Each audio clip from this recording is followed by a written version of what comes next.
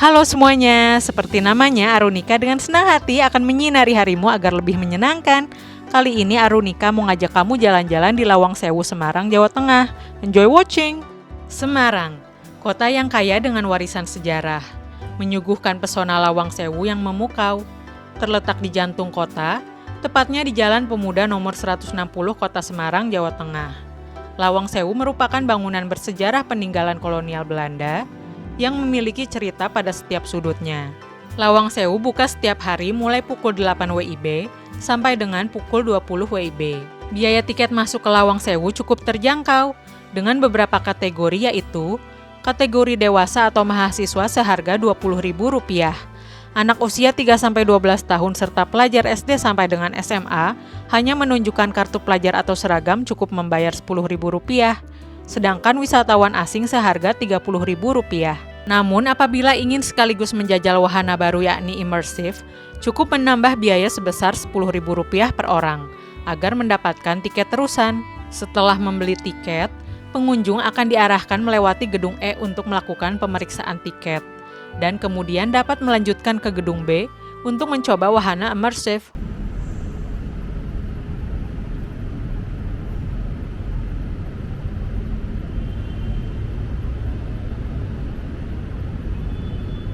Halo semuanya, saat ini aku sedang di Lawang Sewu di Kota Semarang, Jawa Tengah.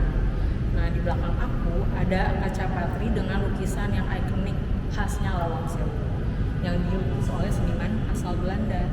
Ini di belakang. Makna lukisan ini adalah tentang keindahan dan kekayaan alam kemakmuran di tanah Jawa.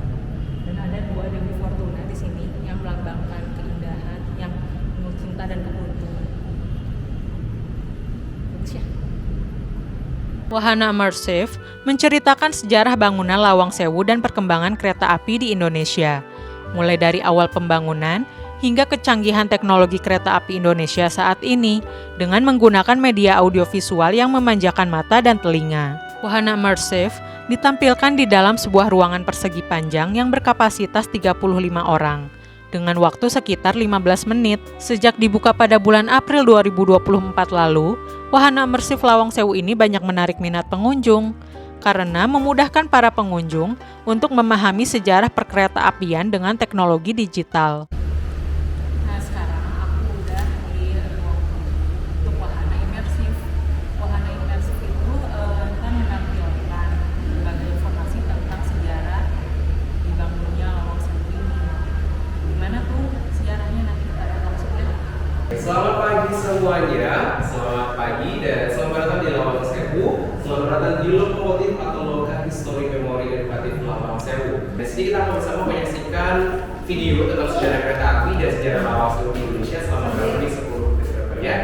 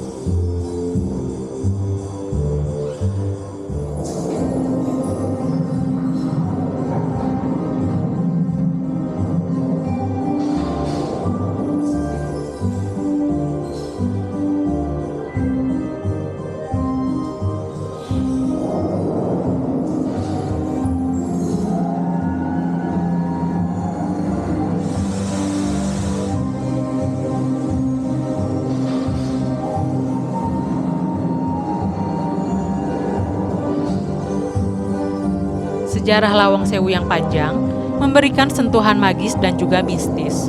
semakin memperkuat daya tarik bangunan ini sebagai tempat bersejarah yang patut dikunjungi. Bangunan ini dahulu merupakan kantor pusat Nederlands Indische Spoorweg Maskapai atau NIS, yaitu perusahaan kereta api Hindia Belanda. Namun, sekarang bangunan ini berstatus sebagai aset kereta api Indonesia atau KAI. Setelah Jepang menduduki Hindia Belanda pada tahun 1942, tentara Jepang mengambil alih Lawang Sewu, menjadi markas sekaligus kantor transportasi Jepang, bernama Ryuku Sokyoku. Ruang bawah tanah gedung B diubah menjadi penjara dengan eksekusi mati dilakukan di dalamnya.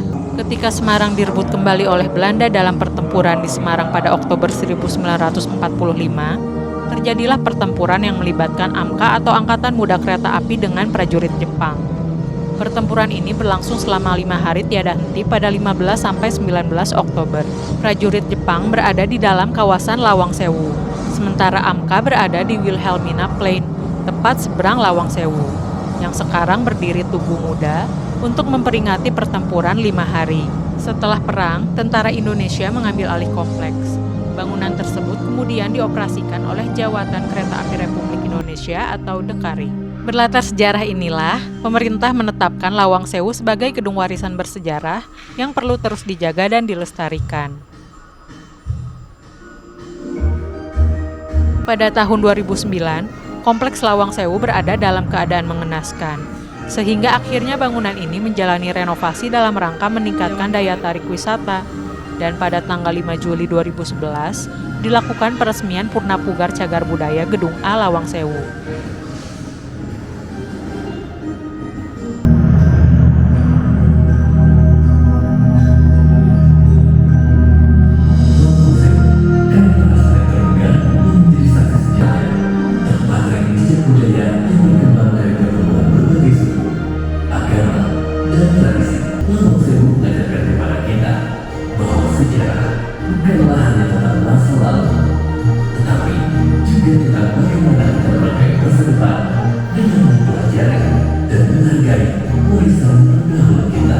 Salah satu daya tarik utama Lawang Sewu adalah arsitektur megahnya.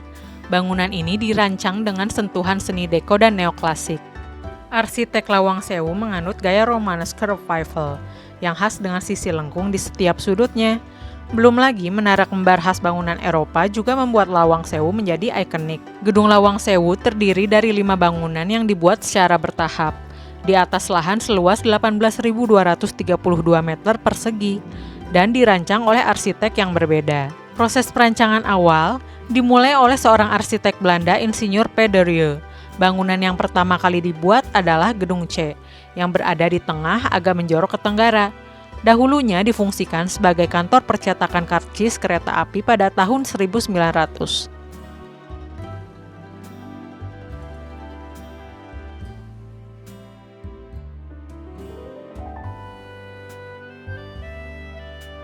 Setelah Insinyur P. de Rieu meninggal dunia, kemudian Prof. J. Klinghammer dan B.J. Undah ditunjuk untuk melanjutkan pembangunan Lawang Sewu. Pengerjaan Gedung A yang berada di barat sebagai kantor utama NIS pun dimulai pada Februari 1904 dan selesai pada Juli 1907.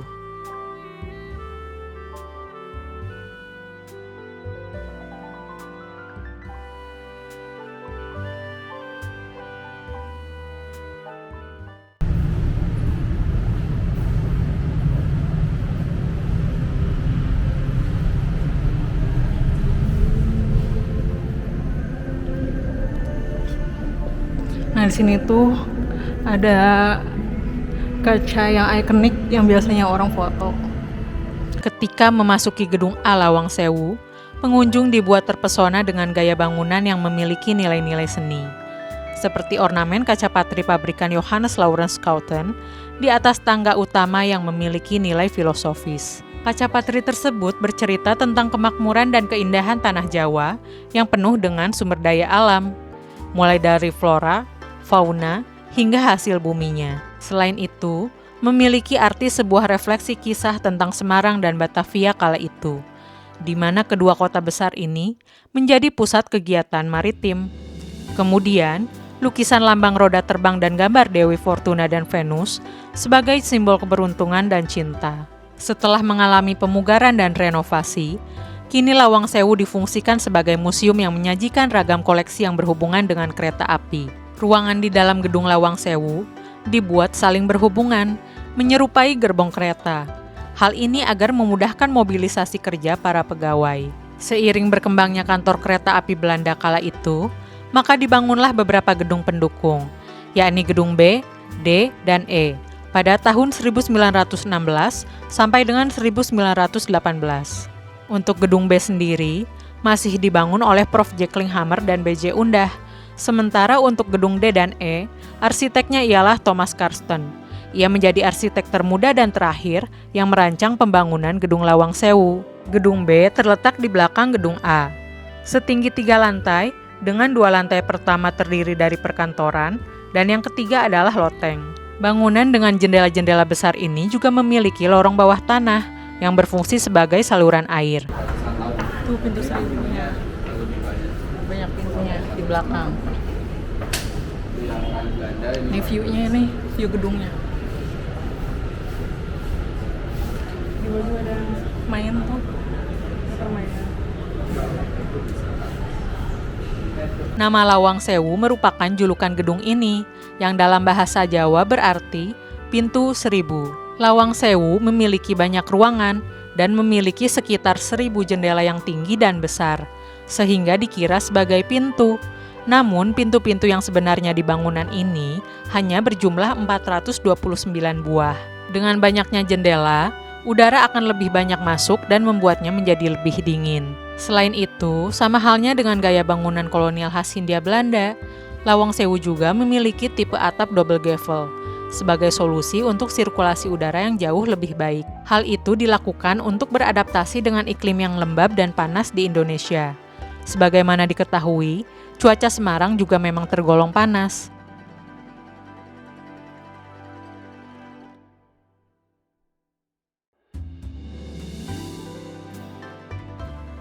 Di dalam gedung B, juga terdapat toko souvenir yang menyediakan barang-barang unik untuk dibawa pulang sebagai kenang-kenangan Lawang Sewu. Selesai menjelajahi Lawang Sewu, pengunjung dapat beristirahat sejenak di kantin yang tersedia di gedung D. Di sini juga ada live music di bawah. Nih, tutupan pohon. Sana juga ada makanan tuh CFC. Tuh, ada CFC. Kalau lapar bisa makan dulu situ. Tonton keseruan-keseruan lainnya di video selanjutnya ya. Dan jangan lupa like, comment, subscribe, dan share. Thank you for watching.